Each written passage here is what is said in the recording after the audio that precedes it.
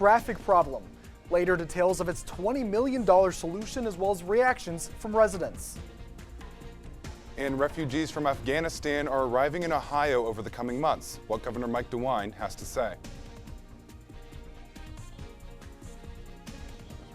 The university's new texture exhibit, it is turning heads. The experience looking to bring light upon years of discrimination. And why Elton John announced a postponement of his upcoming tour. We have all that and more as TV2 News starts right now.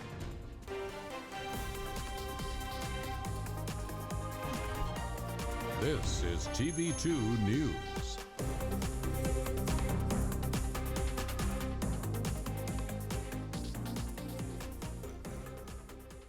Good Friday evening, Ken and all of Portage County. Thanks for choosing to wrap up your week with us. I'm Connor Steffen. And I'm Chris Abreu. Your time is currently 6:01. We begin tonight with developments in the City of Kent's efforts to revamp one of the busiest roads, East Main Street.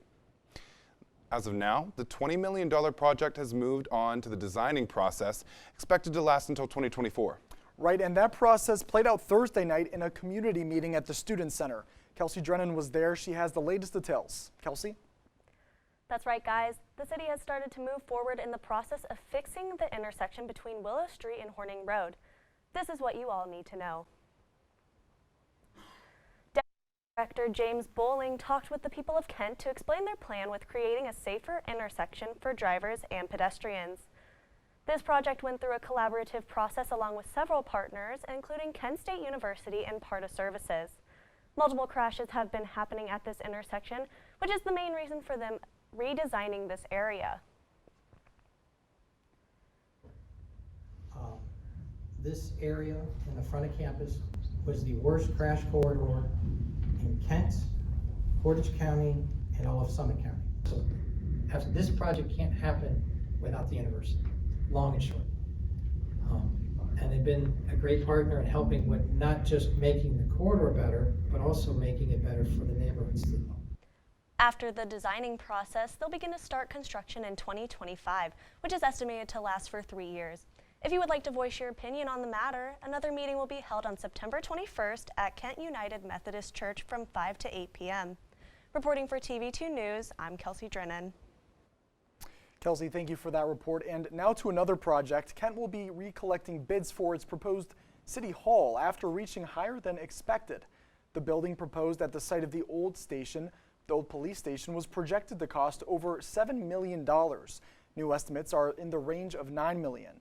The project garnered 16 bids. The next round is due October 10th. And Kent State University sent out an email today with updated mask guidelines for indoor spaces. With the rise in cases from the Delta surge, the university is now requiring face coverings in all recreation centers, as well as the ice arena. The mask requirement is also for any academic course which involves physical activity. If the policy becomes unmanageable, Kent State says this can lead to reduced hours in these buildings and even lead to closure. All right, now new changes coming to Kent State's Google Drive services. That's right. Per an announcement from the Division of Technology, those changes won't come until July 2022. Our reporter Ray Bhukari has more details. Ray? That's right, guys. An email from the University Division of Information Technology was sent last week regarding Google Drive changing from an unlimited storage model to a limited storage model. The switch will impact Google Drive services in higher education environments. It will officially take effect in July 2022. Kent State is encouraging students and faculty to review their Google Drive storage and delete any unnecessary files. I read the email and I think that it's unfortunate because I like to keep everything that I make on Google Docs. I keep it all, so it just kind of stinks that I'm gonna have to delete stuff. But I don't necessarily think the university can do a whole lot about it just because it's a Google policy at the end of the day, but it definitely is frustrating. Maybe start looking into some other platforms, maybe seeing if there's a way that Microsoft Office, I know we get Microsoft Office, if Microsoft Office has any way we can save PDFs or stuff like that, that would be really good. It is anticipated that all users will only have 15 gigabytes of space. Reporting for TV2 News, I'm Ray Bhukari.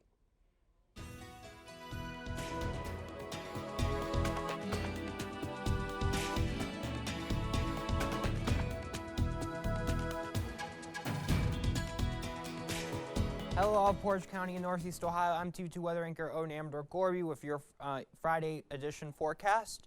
As you can clearly see right now, we are currently at 84 degrees and sunny out there with a dew point at 64 with humidities at 51% out there. It's definitely been a hot one, but it is going to get a little bit cooler into the evening. As you can kind of see right now already, we are starting to see a slight differential in temperatures, 78 and towards Kent, 74 Sandusky, still at 80 in Worcester. But as the sun goes down, as we head into midnight, it will start to dip a bit in temperature, but it won't be a dramatic dip, though. I hate to say it. But anyway, here is your hour-by-hour nighttime forecast for this evening. Towards your 7 o'clock in the next hour, it will continue to be sunny and 80, but as we head towards midnight, it will start to slightly go down 68. You know, it's that whole heat island effect, you know, with the city. It's going to the heat's going to resonate from the asphalt and concrete, which is going to lead to temperatures still being really hot, but not super hot due to the evening. But then towards your 7 a.m. tomorrow, it will be at 65. So that's all I have for right now. Please stay tuned for my forecast as we will dive into more of what is going to occur next week. Back to you guys at the desk. Thanks, Odin. The university is calling it a landmark exploration of black hair and African American culture. It's called Textures, an exhibit in the fashion building that's now open to the public. Raygene English joins us now. She spoke with one of the curators and has a preview of the exhibit. Thanks, Connor. The Textures exhibit located in Rockwell Hall opened up on September 10th and will be going till August 7th, 2022. The Textures exhibit has 3 themes. Theme 1 being community and memory, Theme 2 being hair and politics, and Theme 3 being Black Joy. Dr. Tamika Ellington expressed her hopes that when people come to view the exhibit, come in with an open mind and curiosity while going through the exhibit. This exhibition really is a means of trying to deconstruct that whole idea of what Black beauty is. So this hair exhibition is really to bring about an awareness that we still suffer from, like the dominant culture still suffers from, the Black culture still suffers from this whole idea about the fact that Black people are not beautiful. The Textures exhibit is meant to give the people who come to view the idea and comfort to come, all women and men of all color, that Black is beautiful and Black people hair is beautiful. They have to assimilate, into, white standards of beauty in order to be considered beautiful. And so Black hair to me just means beauty. It means, being proud, that's what it means to me. The Textures exhibit will be having events coming up in November, February for Black History Month, and also in April. Reporting in the Franklin Hall studio, I'm Raygene English, TV2 News. Raygene, thank you. The Ohio Department of Health says 48% of people living in Portage County are fully vaccinated as of September 13th. Now, what does fully vaccinated mean? It means that you received your last 2 doses of the shot at least 2 weeks ago.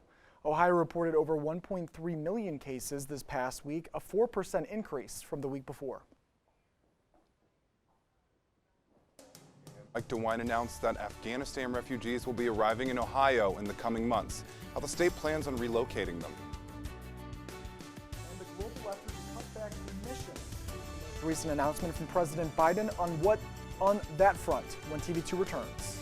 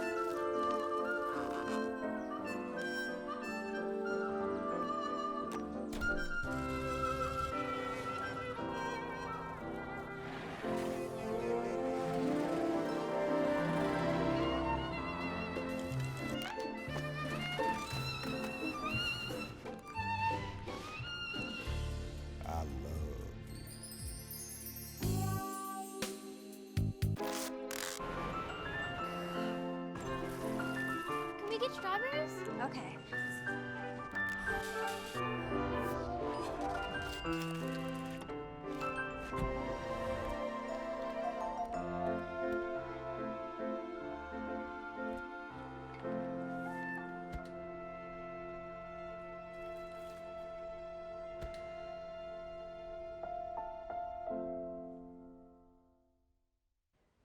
Thanks for sticking with us. We have the latest on Ohio elections and Afghanistan refugees' relocation into the state.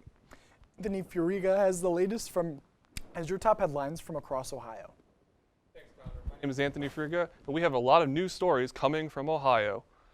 Ohio Representative Anthony Gonzalez announced on Thursday that he will not be seeking re-election to represent Ohio's 16th district. Gonzalez was one of the few Republican House members who voted to impeach former President Donald Trump following the riots that occurred on January 6 at the U.S. Capitol. In a statement posted on Gonzalez's Twitter, the decision was influenced from internal party conflict and to spend more time with his family. Gonzalez was also called out by fellow Republicans to resign because of crossing party lines and voting in favor of impeaching Donald Trump. Governor Mike DeWine announced that Ohio will be receiving 855 evacuees from Afghanistan over the course of 6 months. The refugees will be relocated in various parts of Ohio through the help of the U.S. Department of State's Afghan Placement and Assistance Program.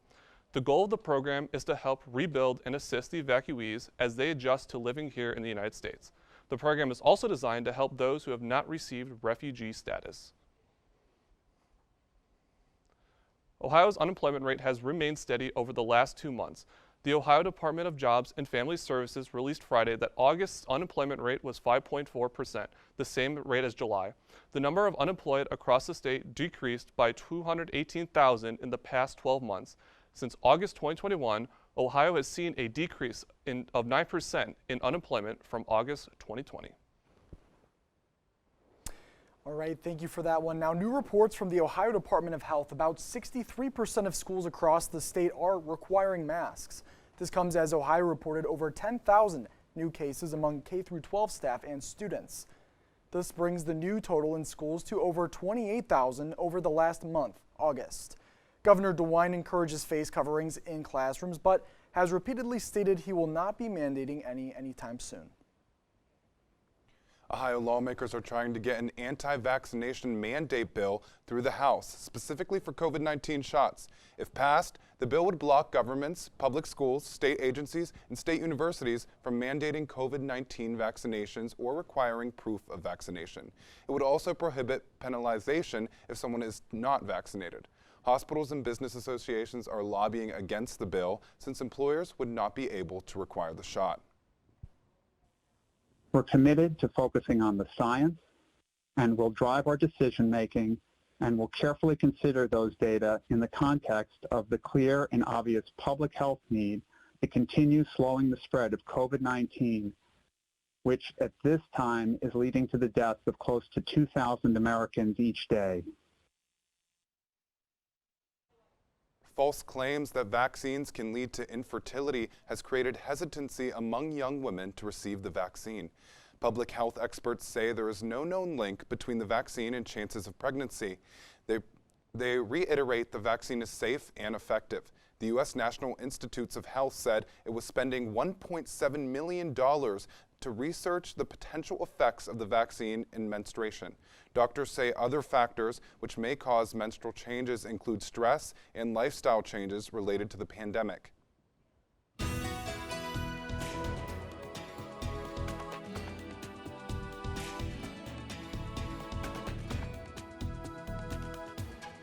Hello everyone, I'm TV2 weather anchor Odin Amador-Gorby with your nighttime forecast for this Friday evening. Currently, as we look across our state right now, we are dealing with temperatures in the 80s. But like I said again, the sun is setting down, so we will start to see those temperatures start to slowly dive off. But depending on where you live, if you live in the city, you know, you're not going to really experience too much of a decrease because of the heat island effect. But if you live out in rural communities, you will probably dip down into the 70s or even upper 60s. But anyway, Lima 85, Akron 84, Steubenville at 81. And if you look across our area on the radar, as you can see, there are a few little showers here and there. That's due to the humidity. That's you know, showcasing across our state. But those showers are kind of diminished, nothing crazy.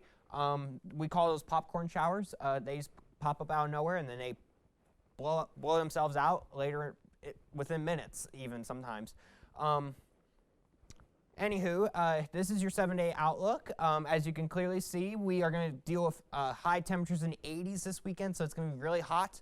But then towards Monday, we will continue to have the 80s for all throughout the week. But then we're going to start to see a bit of a dip as we start to see some showers come through our area. But then we will start to see temperatures go down into the 60s and maybe even rebound back into the 70s towards the end of the week and until next week. That's all I have for you guys today. Thank you so much for tuning in. Please wear that sunscreen this weekend and have a great weekend, Portage County.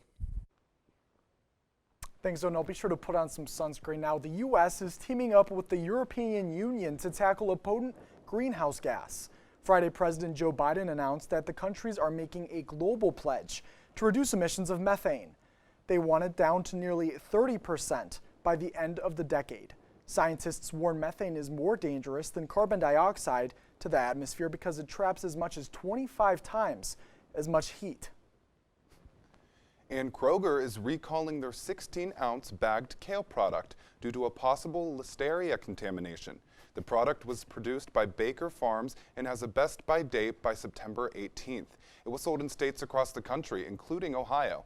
The company is offering a full refund to anyone who has purchased this batch of kale. So far, Kroger has not received any reports of illness from the consumption of the product.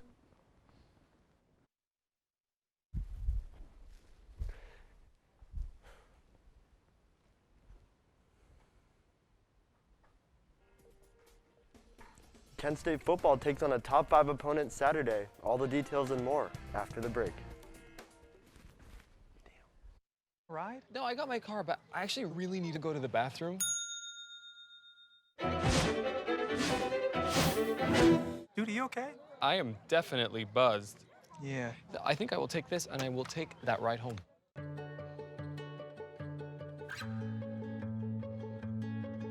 I feel like her heartbeat is like same speed as mine. And I think we have this like deep connection, this heart connection in her heart that there's room for me and Mom. When I'm holding her, it makes me feel calmer. It's a sensory thing. It's a thing with Asperger's. She's really good with Anya. I've seen adults react to my daughter when she has meltdowns like she's from a different planet. And this little animal just sat next to my child and was just like, you know, it's gonna be cool. She's my superhero. Good job, Kitty Cat. When we adopted Lucky, we discovered all the wonderful things that make her unique. Lucky's a little bit of a lot of things, but mostly she's pure love.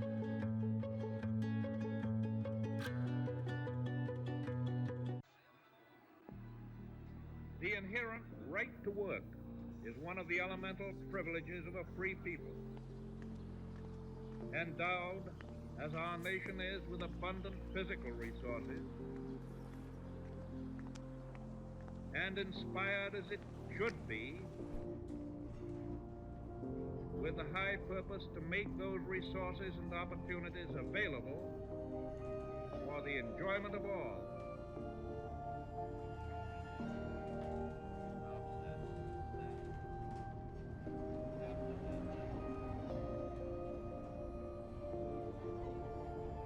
We approach this problem of reemployment with the real hope of finding a better answer than we have now.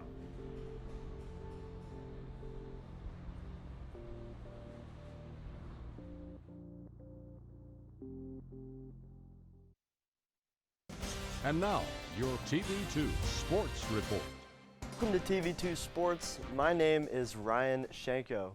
I have a jam-packed segment tonight with plenty of flash-fast action and a Thursday night NFL game you need to see.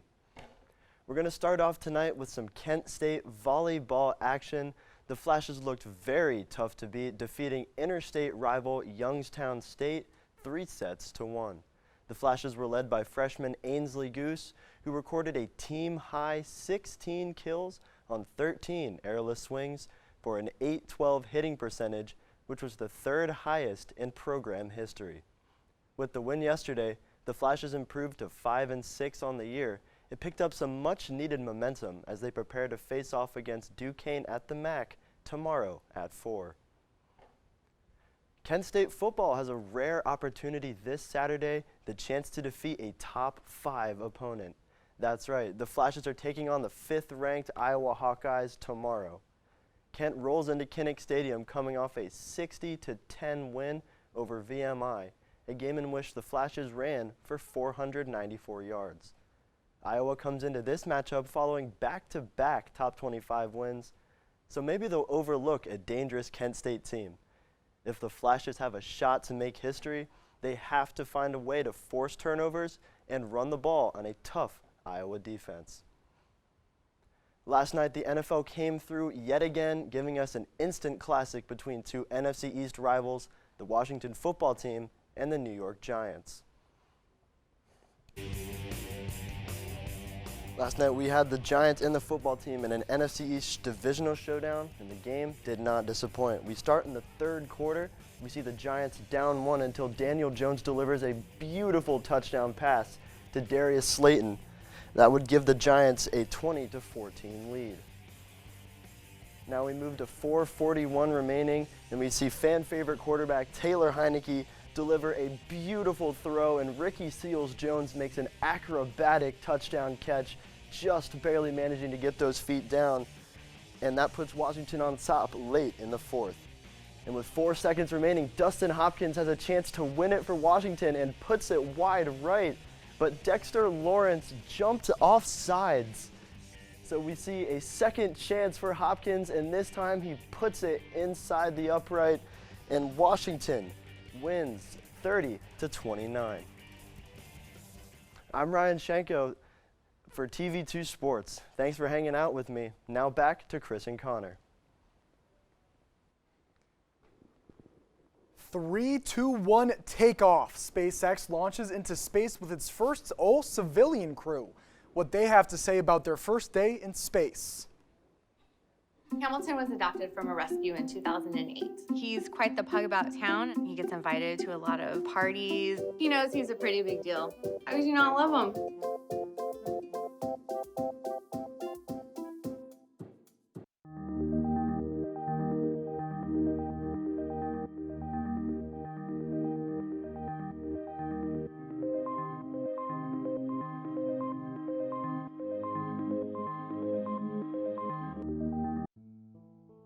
In the small town of Elmira, New York, a boy was born into an all-American family. The odds of him opening his own clothing store at the age of 18? 1 in 138,000. Excited to be a part of pop culture, he packed for the big city. The odds of finding someone to invest in his vision? 1 in 4.5 million. The odds of him achieving his dream in the fashion industry? 1 in 23 million. The odds of having a child diagnosed with autism? 1 in 88. I am Tommy Hilfiger, and my family is affected by autism. Learn more at autismspeaks.org/signs. Early diagnosis can make a lifetime of difference. Mike's Place in Kent was one of many restaurants to receive a special surprise from Pepsi. As part of Pepsi's Oh So Refreshing campaign, Mike's Place was given a vintage vending machine to add to the nostalgia in the restaurant. The company also awarded $30,000 for improvements and upgrades. Customers can expect to see new seating, flooring, and lighting within the favorable spot in Kent in the coming months. Elton John undergoes an operation and Reba McEntire gets rescued. CNN's Rick DeMeglia has those stories and more in your Friday Hollywood Minute. Blue jean baby, LA lady. Elton John postpones his European tour. The music legend announced on Instagram Thursday that he is rescheduling concert dates so he can undergo an operation on his hip.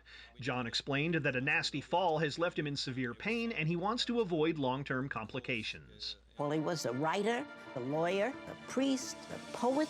My Name is Pauli Murray is a new documentary focused on the beloved activist, and director Betsy West hopes the film introduces the historical figure's legacy to a new audience. Pauli was, to a large part, left out of history. It's not our fault that people didn't teach us about Pauli Murray, and it's a great opportunity to learn what we found to be a pretty thrilling story.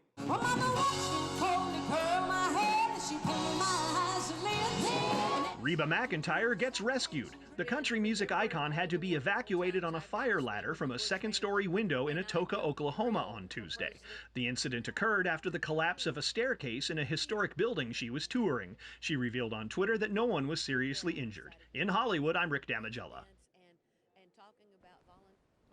The all-civilian crew of SpaceX's Inspiration 4 mission is 2 days into their historic 3-day mission. Thursday was the crew's first full day in space. According to their social media account, they completed more than 15 orbits already around the planet. The 4 amateur astronauts are expected to fly higher than the International Space Station. The fully autonomous capsule they are riding in should fly them 357 miles above Earth. I don't know about you, Connor, but have you ever dreamed of going to space when you were little? No, I haven't. I'm a little scared of space. Honestly, I expected you to say that. Space scares me. I'm cool here on the ground. I'll do my stuff here on the ground, but happy for them and a safe trip down. Actually, I've never thought about that. Yeah, to be honest, the space kind of reminds me of the ocean. Like, we don't know anything about the ocean. You want to know what? On that note, I'm going to wrap things up for us today, and that will be your Friday evening edition of TV2 News. For more, you can find us online at KentWired.com and at KentWired on social media. And tune in tonight at 9 for an all-new episode of Kent Core. I'm Chris Abreu. And I'm Connor Steffen. Have a great night and weekend, Portage County.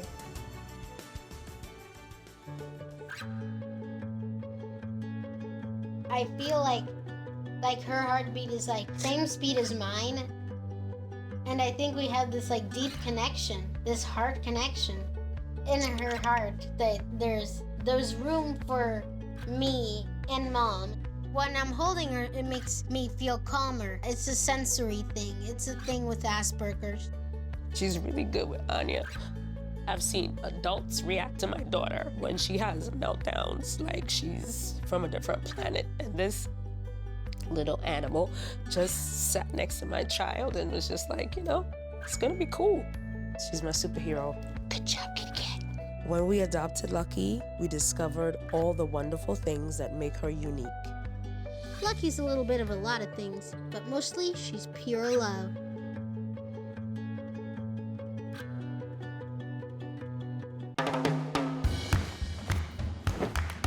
I don't want to talk about it.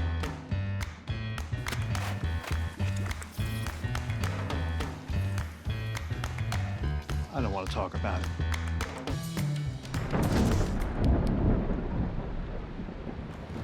Families don't have to talk about everything, but they should talk about how to plan for an emergency.